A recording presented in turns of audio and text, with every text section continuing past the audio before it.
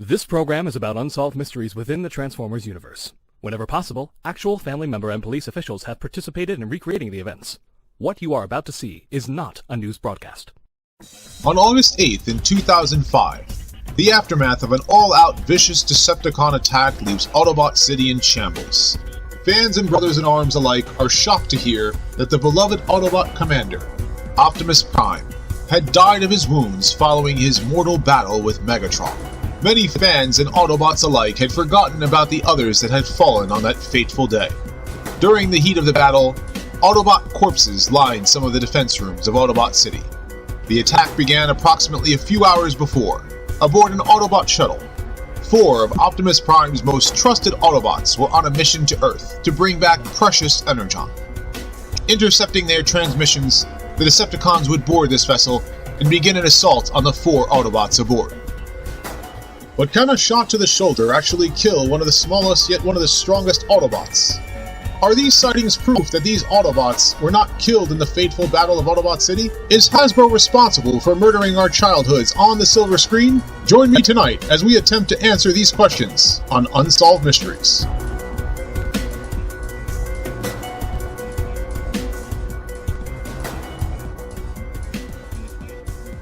In the eyes of Hasbro, Transformers has always been about selling toys. Bringing the original Diaclone and Microchange toys over from Japan, the cast of the original Transformers was an overwhelming 29 different characters. Adding to those introduced in 1985, including characters not present in either the comics or the cartoon, there was at least an additional 40 characters brought into the mix. Keeping track of them all is certainly no easy task, even for some of the most diligent of Transformers fans.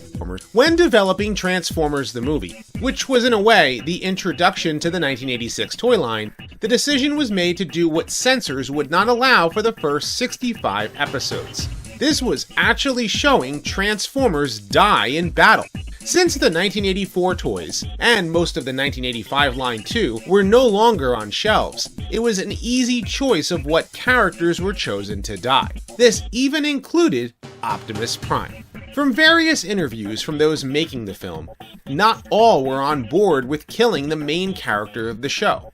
Ron Friedman, who is credited as the writer of the film, was adamantly opposed to the death of Optimus Prime. So, from his early drafts, Ron Friedman created the concept that the Autobot commander would still live on by passing his very life spark on to their next leader. While elements remained, this concept was reworked into the Matrix of Leadership, taking the term from the comics Creation Matrix. And so, Ultra Magnus became the new commander until Rodimus Prime took his place. According to Flint Dille, the series co-writer and story editor, the idea of Ultra Magnus being a temporary leader was the plan all along. In fact, I personally asked him on his Facebook about this, to which his reply was, "The Matrix fit. It never fit Ultra Magnus right. Sometimes the real leader isn't the one who gets appointed. Think Saul and David from the Bible." According to Buzz Dixon, killing off Optimus Prime was approved thanks to G.I. Joe making the decision to kill off Duke. However, because Transformers the movie hit theaters first, and the impact it had with the death of Optimus Prime, they chose to change Duke's death to be a coma. He's gone into a coma. And he would come out of it instead. Then Doc says Duke's gonna be A-OK. Yo! During this coma, Duke dreamt the entire events of the cartoon G.I. Joe Renegades. Joes, I just had the strangest dream. We were renegades, framed by Cobra. By the end of the film, a new status quo was established, with Rodimus Prime leading the Autobots and Galvatron leading the Decepticons. Many fan-favorite characters were either killed or reduced to minor appearances, if at all. Some of these deaths were disputed, and some would seem to be undone later on. Therefore, let's take a look at those characters who met their end during the events of the Transformers the movie. First, let's take a look at the population of the planet Lithone. During the opening moments of the film, Unicron would come and eat the entire planet and everyone there. One of its inhabitants, Kranix, would escape, only to be captured later by the Quintessons. In his cell, he tells Hot Rod and Cup of his planet's fate before he is put on a phony trial. Spare me this mockery of justice. I repeat, kill thee or innocent. Innocent. Only to be fed to the Sharkticons. While early drafts of the film had them as rock people, with Kranix going by the name of Granix, they were later changed into robotic life. In fact, the Transformers Universe profile actually gave an alternate mode to the Lithonians, which was used in the Marvel comic adaptation of the film. According to the game, Transformers Devastation, Lithone was established when the planet was cyberformed during the mission of Cybertronian expansion. While this might be a different continuity, it does make them Cybertronian in origin, which could be why Unicron sought out that planet to feast on. This is important to point out because there are females and children on the planet, which could be a discussion for another day.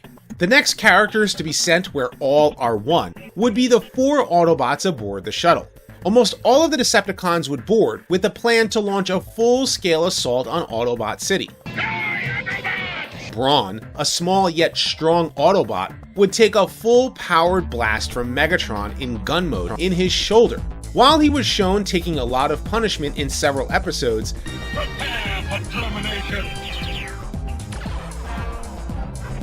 this blast takes him out completely.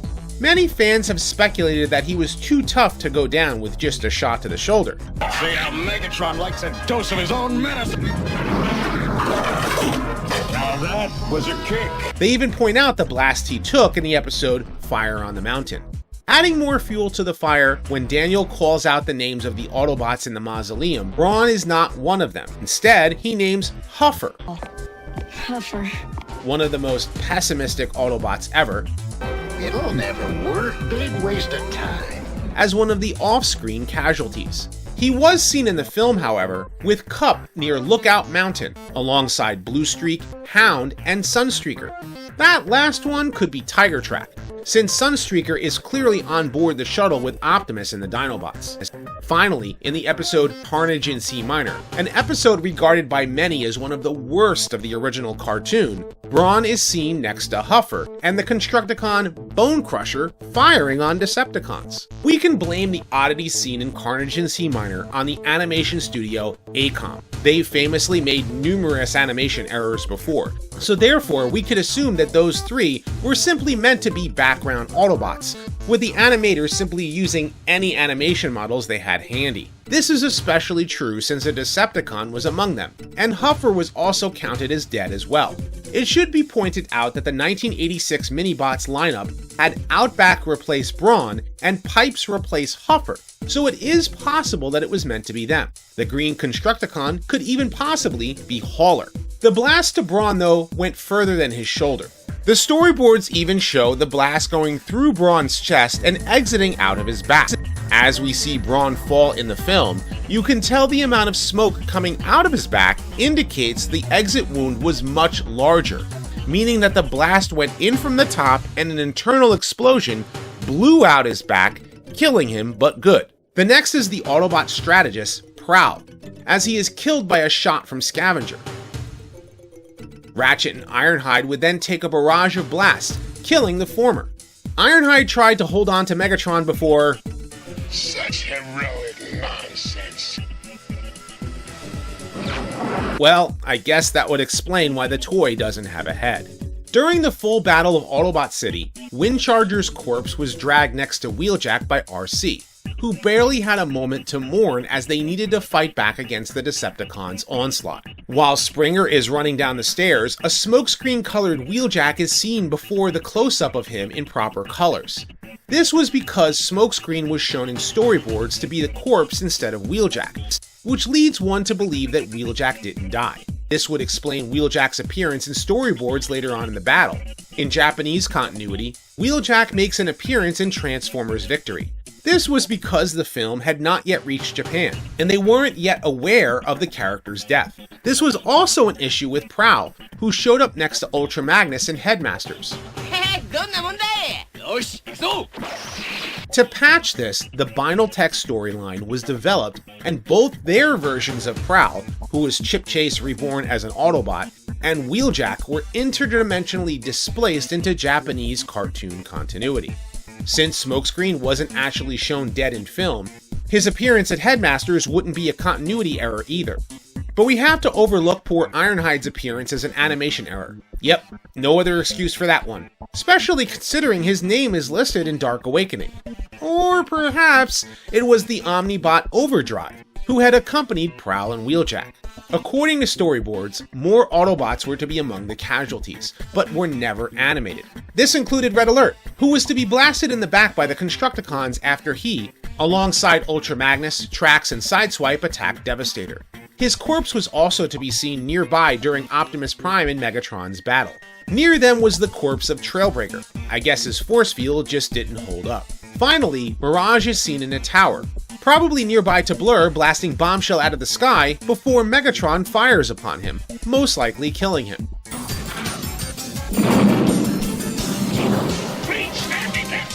While it's possible that they did die, their deaths can't be fully taken as canon. You see him die, you don't have a body either, you have no proof of death. That's the answer to that. Later in the film, Ultra Magnus is blasted apart on Junkion as he loses the Matrix to Galvatron. However, he did survive this assault, which is a discussion I've covered previously. This brings us to the Decepticons. All of the Decepticons were shown to have survived any injuries they took during the battle, which includes those blasted by Optimus Prime. Kickback is seen being carried to Astrotrain. In storyboards, Thundercracker is seen carrying what is said to be a dead Bombshell. However, when he boards, you can see he is empty-handed.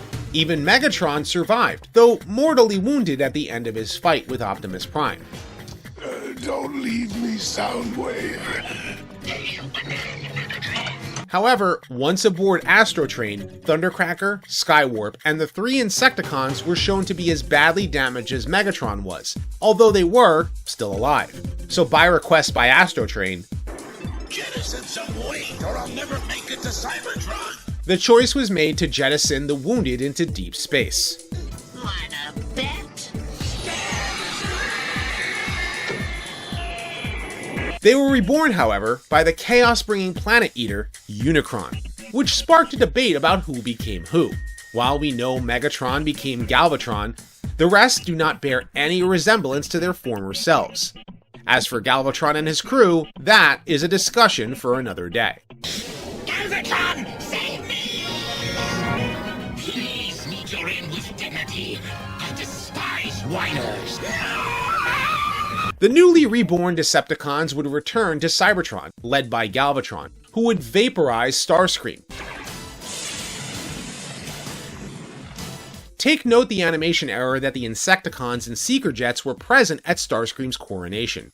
It's most likely that these were Insecticon clones that were still functioning. For the Seekers, Thundercracker's marker is seen in the episode Starscream's Ghost, confirming that all 3 original Seekers met their end, even if reborn. The Seekers present are most likely unnamed generics. Afterward, Unicron would attack Cybertron's moon bases. While we know Jazz, Cliffjumper, Bumblebee, and Spike survived, anyone else still present was most likely eaten by Unicron. This would include Gears, as he is seen at the computer panel next to Ironhide on Moonbase 1. We know Gears was not on the shuttle with Optimus Prime, Sunstreaker, and the Dinobots later on in the film, though he most likely did not make it out of Unicron with the other Autobots. Not to mention, his toy was replaced with Swerve in Season 3. When Galvatron attacks the Autobots on Earth, one of the sweeps is seen blowing up, leading many fans to think that it was one of the 2 Cyclonus jets. However, the sweeps are able to replicate similarly to how they did as the Insecticons. All the sweeps are Insecticons. While they are basically mindless eating machines created by the Quintessons, countless Sharkticons were smashed to bits by Hot Rod, Cup, and the Dinobots. One of which was made into a toy, as the Decepticon known as Gnaw. Speaking of Dinobots, The Grimlock kick butt. many wondered what happened to Snarl as he was barely seen. He does show up twice in the film, once in Dino mode while Ultra Magnus is briefing before the Decepticon attack, and a second time in robot mode aboard the Quintesson ship as it lands on Junkion. The reason for this was that the animation model wasn't passed around the various animators' desks, and they were left with only 4 Dinobots to animate at a given time. So Snarl was there, probably holding the camera. Finally, when Unicron attacks Cybertron at the climax of the film, Shockwave commands the Decepticons to scramble. In the original script, it states that Unicron's hand would crush the tower, killing him. However, this did not make it into the finished film, so it is possible that he survived the attack. Adding weight to this is the Conehead Seekers, Dirge, Ramjet, and Thrust. They would be seen being eaten by Unicron. However, they made speaking appearances in Season 3.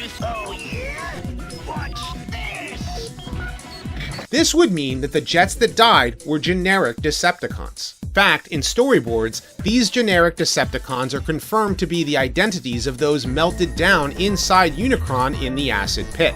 The IDW comic adaptation of the film would also show a Cyclonus clone die instead of a sweep, and would show Shockwave being blasted apart alongside Reflector, but this does not reflect what did happen in the movie. Reflector and Shockwave are both present at the Battle of Autobot City, and can be seen during Starscream's coronation, so we know that both of them were on Cybertron during Unicron's attack. Since they chose not to release Reflector outside of being a mail-order toy, he most likely was indeed killed by Unicron, since they didn't even use his animation model in Season 3 like they did with Shockwave. And with Unicron being destroyed by the power of the Matrix, I think that covers all the deaths in the original G1 Transformers movie. But what do you think? Did I miss anyone? And when did you first see the Transformers the movie? Leave your thoughts in the comment section below. And if you like this video, be sure to thumbs up and subscribe. A big thank you to Joe Monzo for lending his voice for the opening. You can hear his voice more in the game Lamplight City. I'd also like to thank my patrons and my channel members for your continued support. I have many more Transformers videos like this coming soon, so stay tuned. And as always, until next time, till all are one. Look behind. You go wrong way. You fool, I say. Me, Grimlock, no like you.